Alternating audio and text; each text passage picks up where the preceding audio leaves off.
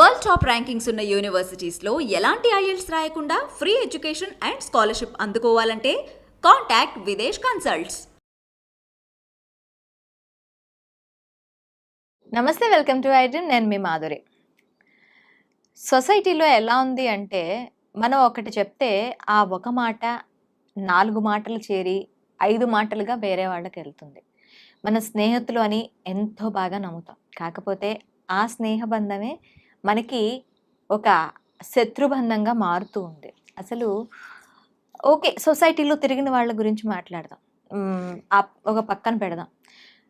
ఇంటికే పరిమితం అయిపోయి తన బాధని అలాగే తన సంతోషాన్ని పంచుకోవడానికి గృహిణులు ఎంతోమంది ఇది పడుతూ ఉంటారు, సతమతం అవుతూ ఉంటారు. ఒక గృహిణి ఇంటికో వంటింటికో పరిమితమా? ఆమెకంటూ ఒక సపరేట్ లైఫ్ అంటూ ఉండదా? ఆమె స్నేహితుల్ని ఎంచుకునే స్నేహితులు ఎలా ఉండాలి, వాళ్ళతో ఎలా మెలగాలి? ఎందుకంటే ఇది చెప్తున్నాను, ఇది నేను కొన్ని ఇళ్లలో చూసినవి, చెందినవి, నా దృష్టికి వచ్చిన వాటితో నేను ఈరోజు ఈ ప్రోగ్రాం చేయాలనుకుంటున్నాను. నాకు తెలిసిన ఒక ఆమె ఉంది. ఆమెకి చుట్టుపక్కల అంతా స్నేహితులు ఉన్నారు. సాయంత్రం అయితే ఆ స్నేహితులతో ముచ్చట్లు. ఇంట్లో ఏమైపోతుందో తెలియదు. ఇంట్లో ఏదైనా అర్ధరాత్రి తర్వాతే వాళ్ళకి భోజనాలైనా ఏవైనా. అసలు ఇది కరెక్టేనా? నాకు చూస్తే అనిపించింది, ఓకే, స్నేహితులు ఉండొచ్చు. ఆ స్నేహం అనేది ఇంటి వాళ్ళకితో పోల్చుకోకుండా, ఇంటి వాళ్ళని పట్టించుకోకుండా ఉండేటట్టు ఉండాలా? అసలు ఎలా ఉండాలి? ఒక గృహిణి అనే ఆమె ఎలా ఉండాలి? తన చుట్టూ ఉండే స్నేహితుల్ని ఎలా ఏర్పాటు చేసుకోవాలి? ఆమె వాళ్ళతో ఎలా ఉండాలి? వాళ్ళు తనతో ఎంతవరకు ఉండగలగాలి అనేది డీటెయిల్గా చెప్పడానికి మనతో పాటు ఉన్నారు చేబ్రోలు శశిబాల గారు. ఆమెను అడిగి డీటెయిల్గా తెలుసుకుందాం. నమస్తే అమ్మా. నమస్తే అమ్మా. గృహిణి ఇప్పుడు నేను చెప్పినట్టు అసలు ఎలా ఉండాలంటారు? ఆడవాళ్ళని కవులు చాలా చాలా చాలా చాలా విధాలుగా వర్ణించారు. గృహిణికైతే అసలు కార్యేషు దాసి కరణేషు మంత్రి అని ఒక పాట పాడి అద్భుతంగా, నిజంగా ఆ కార్యేషు దాసులు, కరణేశు మంత్రులు, భోజేషు మాతలు చాలా కరువు అయ్యారు ఈ మధ్యకాలంలో. అసలు ఆ గృహిణి అనేది ఎలా ఉండాలి? తన చుట్టూ, తనకి గృహిణి అనగానే ఓన్లీ ఇంటికే పరిమితం కాదు, తనకి స్నేహితులు ఉండాలి. తన బాధని, తన సంతోషాన్ని కుటుంబ సభ్యులతో పంచుకోలేని కొన్ని చాలా విషయాలని స్నేహితుల దగ్గర వెళ్ళబుచ్చుకుంటారు. అసలు ఆ స్నేహాలని ఎలా తను ఎంచుకోవాలంటారు? చాలా చాలా మంచి టాపికే కాదు, చాలా ఇంపార్టెంట్. ఎందుకంటే ఈ రోజుల్లో that is ruling the society, స్నేహబంధం. అయితే ఏంటంటే మీరు అన్నట్లు స్త్రీ వంటింటికే పరిమితం అనే రోజులు పోయాయి దాదాపు. అవును, స్త్రీ ఎన్నో కార్యక్రమాల్లో ముందుకు వస్తుంది. అది పోయిన దగ్గర నుంచే ఎక్కువగా గొడవలు ఎక్కువ అవుతున్నాయి. స్వతంత్రం ఇవ్వాలి, స్త్రీకి స్వతంత్రం ఇవ్వాలి. కానీ కూడా ఏది కూడా అతి సర్వత్ర వజీయత్ అన్నట్లుగా వీళ్ళు ఏంటంటే ఇచ్చేదాన్ని అతిగా తీసేసుకుంటున్నారు. ఒక పూట ఓపిక లేకపోతే తెచ్చుకుందాంలే అంటే, రోజు ఓపిక లేదు, రోజు తెచ్చేయమని చెప్పే కాలం ఇది. అంతేకాదు, స్నేహితులు అనేవాళ్ళు నిజంగానే ఒక మనిషి జీవితంలో, వెదర్ జెంట్ ఆర్ లేడీ, ఎవరి జీవితంలో కూడా చాలా కీ రోల్ పోషిస్తున్నారు. ఒక మనిషి చెడిపోవటానికి, బాగుపడటానికి స్నేహం చాలా కీ రోల్ స్నేహాన్ని. ఎందుకంటే తోబుట్టువులు కానీ, కట్టుకున్న వాళ్ళు కానీ, కన్న పిల్లలతో కానీ షేర్ చేసుకొని ఎన్నో విషయాలు ఆ స్నేహానికి మనం వాల్యూ ఇచ్చి చెప్పుకుంటాం. కానీ స్నేహితులు కూడా మంచివాళ్ళు అయి ఉండాలి. వాళ్ళని చాలా అబ్జర్వ్ చేయాలి. వెంటనే ఆహా వీళ్ళు స్నేహం, నా స్నేహం అని అనుకొని అన్నీ చెప్పడం మొదలు పెట్టకూడదు. ఆ మొదలుపెట్టినప్పుడు ఏమవుతుందంటే అవతల వాళ్ళ మెంటాలిటీని బట్టి మన లైఫ్ ఉంటుంది. అవును, వాళ్ళు మంచి వాళ్ళు అయితే మన లైఫ్ చక్కటి దారిలోకి వెళ్తుంది. మనం తప్పు చేసినా కూడా వాళ్ళు, లేదురా నువ్వు ఇట్లా ఉండకుండా ఇట్లా ఉండి చూడు బాగుంటుంది, అంతేగాని ఊరికే అవతలని అపార్థం చేసుకోవాక నీ సంసారం బాగుండాలంటే ఇలా ఉండు అలా ఉండు అని నిజంగా మన వెల్విషర్గా చెప్పేవాళ్ళు కావాలి. అలా కాకుండా ఇవాళ నన్ను తిట్టారు లేకపోతే ఆవిడ తిట్టింది అంటే వెంటనే రేయ్ హ్యాపీగా నీ ఎంజాయ్ నువ్వు చెయ్యి, నువ్వు ఇట్లా ఉండు అట్లా ఉండు అని చెప్పేవాడు కరెక్ట్ కాదు.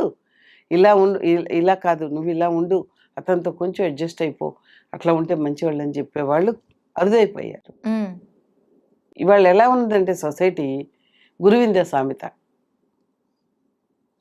అంతేకాదు తన కింద ఉన్న తన నలుపు తెలియదంట గురువిందకి, ఊగుతా ఉంటుంది, విర్రవీగుతా ఉంటుంది. ఎరుపుదనం ముందున్న ఎరుపుదనం చూసుకొని నేనే ఎర్రగా ఉన్నాను అనుకుంటుందట.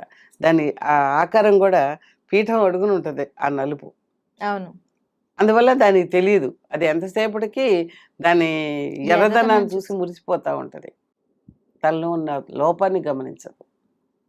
ఇవాళ సొసైటీలో మనుషులు కూడా అంతే, పక్కన వాళ్ళ విషయాలంగానే ఎంతసేపటికి అవన్నీ తమ కుటుంబ విషయాల్లాగా ఇంటర్వ్యూ అవుతారు. వీళ్ళ కుటుంబం పోతుంది, నాశనం అయిపోతుంది. ఈ ఇంట్లో జరిగేది మన ఇంట్లో ఏం జరుగుతుందని చూడరు, పక్కింట్లో ఏం జరుగుతుందని చూస్తారు. ఇదే కదమ్మా మీడియా కూడా నేర్పిస్తోంది. మా మీద పడ్డారా?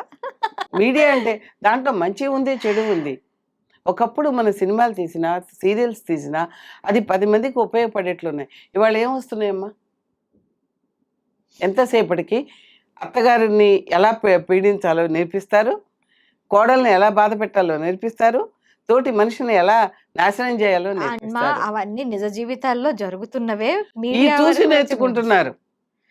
వాళ్ళని చూసి వీళ్ళు నేర్చుకుంటున్నారా, ఇక్కడ జరుగుతున్నాయి చూసి వాళ్ళు తీస్తున్నారా, అర్థం కాని సందిగ్ధంలో కొట్టుమిట్టాడుతోంది నేటి తరం. ఒక్కటి మా అమ్మ చిన్నప్పుడు చెప్పేది, ఏ విషయాన్నైనా ఫస్ట్ నిన్ను నీవు క్వశ్చన్ చేయటం నేర్చుకో.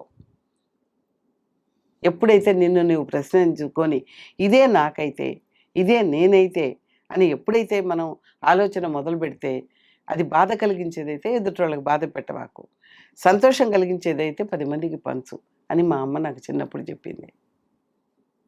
ఇది ప్రతి మనిషి ఆలోచిస్తే ఎంత బాగుంటుంది. అవును.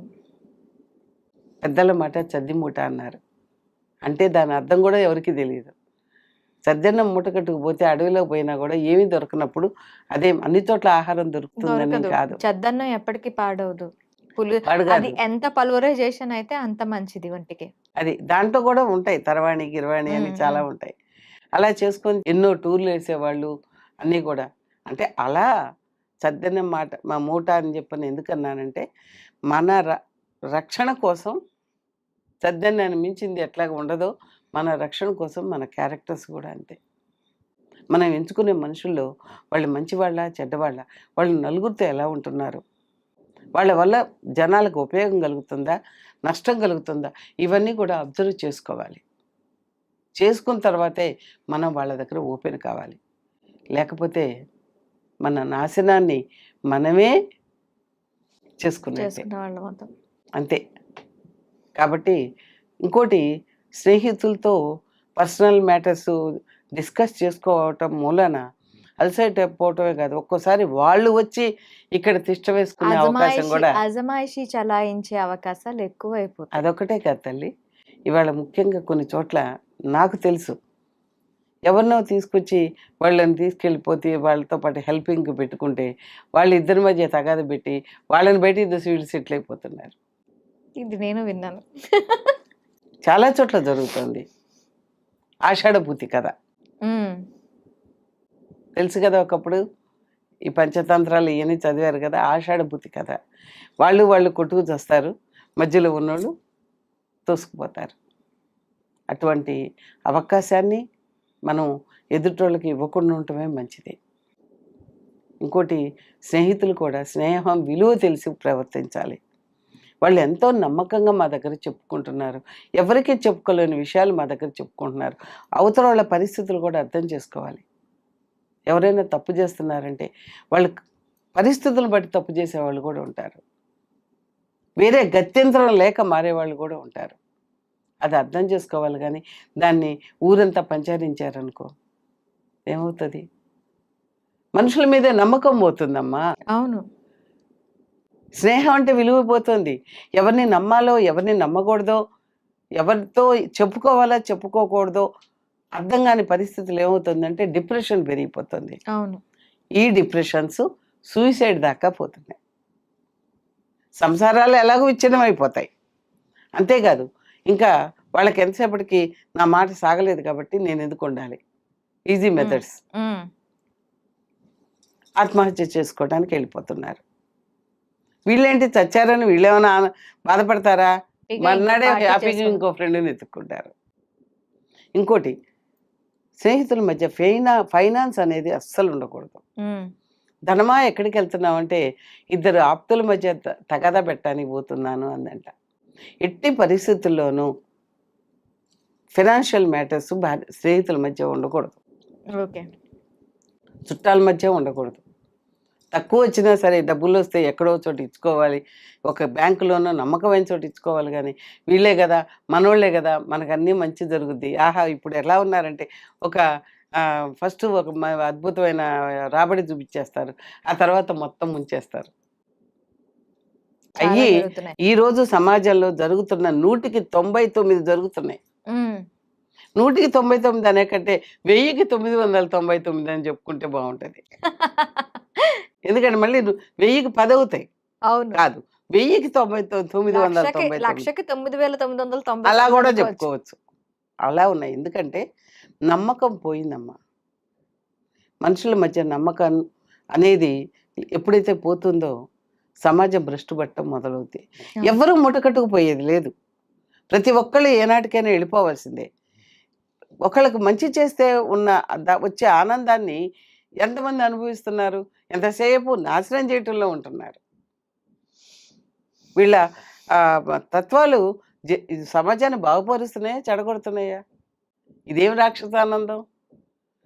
రాక్షసులు అంటే కొమ్ములు ఉంటాయి అనుకుంటారు, ఏ కొమ్ములు లేవు. వీళ్ళ బుద్ధే కొమ్ములు. కొమ్ములు మొలుస్తాయి అంటే అహంకారం మొలుస్తుంది. ఉమ్. కోరలు ఉంటాయి అంటే రాక్షసులకి వీళ్ళ దారుణ కృత్యాల కోరలు. నోటితోనే కదా అన్నీ చేస్తారు, చెప్పి చెడగొడతారు. వేరే రాక్షసులు అక్కల, వీళ్ళలోనే రాక్షసులు. మనకి ఎక్కడో లేదు, మన కర్మఫలాలన్నీ ఇక్కడే ఉన్నాయి. అది కర్మఫలాలు ఇక్కడే ఉన్నాయి. మన చుట్టూతా ఉండేవాళ్ళు ఇప్పుడు నీకు మంచి వాళ్ళు నాకు రాక్షసులు కావచ్చు, నాకు రాక్షసులు నీకు మంచి వాళ్ళు కావచ్చు. మన పాపాలు పుణ్యాలు పిల్లలు పంచుకుంటారు అంటారు. ఇవన్నీ పుక్కిటి పురాణాలు అంటారు. కానీ పంచుకోరా? ఇవాళ ఒకళ్ళకి నువ్వు చెడు చేస్తే రేపు పొద్దున వచ్చి వాడు నీ కుటుంబంలో చిచ్చు పెడతాడు. అవును. లేకపోతే నీ కుటుంబంలో ఎవరో ఒకళ్ళని బలి తీసుకుంటాడు, పగతో ప్రతీకారంతో. అది మరి ఫలితం కాదా? ఉమ్. కాబట్టి ఎవరు చూశారులే, భగవంతుడు ఎక్కడో లేడు, విశ్వపురుషుడు మనలోనే ఉన్నాడు. విశ్వాత్మ మన ఆత్మలోనే ఉన్నాడు. మన అంతరాత్మని మించిన దైవం లేడు. ఉమ్. కాబట్టి ప్రతి మనిషి కూడా అంతరాత్మ ప్రకారం నడుచుకుంటే బాగుపడతారు. కానీ బుద్ధి పెడదారి పట్టిస్తుంది. కానీ ఆ బుద్ధిని అదుపులో పెట్టుకున్నవాడే మహాయోగి. మానసికంగా యోగి అనగానే తపస్సు చేసుకుంటా, జపం చేసుకుంటా, తపం చేసుకుంటా ఉండేవాడు కాదు. కర్మయోగి. కర్మయోగి ఎప్పుడూ కూడా తను మంచి ఆచరిస్తూ, సమాజానికి మంచి చేస్తూ, మంచి మాత్రమే ఆలోచిస్తూ, తన వల్ల సొసైటీకి ఏం జరుగుతుందని అనుకుంటూ తన ధర్మాన్ని నిర్వర్తించుకుంటూ పోయేవాడే కర్మయోగి. ఉమ్. స్వార్థం అనేది ఎక్కడైతే ఉంటుందో ఆ స్వార్థ పిశాచం ఇతన్ని నిలువెల్లా కబళిస్తుంది. దాని ఫలితాలు కూడా దారుణంగా ఉంటాయి. ఓకే. సో స్త్రీ వంటింటి వరకే పరిమితం కమ్మని చెప్పం. బయటకు వచ్చే సమాజంలో ఎన్నో విషయాలు అబ్జర్వ్ చేయటం కూడా నేర్చుకోవాలి. నాకేం తెలుసు, వాళ్ళు చెప్పారు నేను చేశాను అన్న తత్వం ఉండకూడదు. భగవంతుడు అద్భుతమైనటువంటి జీవితాన్ని ఇచ్చాడు, అద్భుతమైనటువంటి మానవ జన్మ ఇచ్చాడు.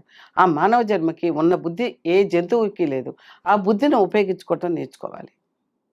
ఎప్పుడైతే నేర్చుకొని ఇది మనం ఒకళ్ళని అంటున్నాం కదా, మనం ఒకళ్ళ దాంట్లో ఏలు పెడుతున్నాం, ఇదే మన దాంట్లో ఏలు పెడితే మనం ఊరుకుంటామా అని ఎప్పుడైతే క్వశ్చన్ చేసుకోవటం, అంతరాత్మను క్వశ్చన్ చేసుకోవటం మొదలు పెడతారో అప్పుడు ఆటోమేటిక్గా వాళ్ళ నుంచి రిజల్ట్ కూడా మంచిగా వస్తుంది.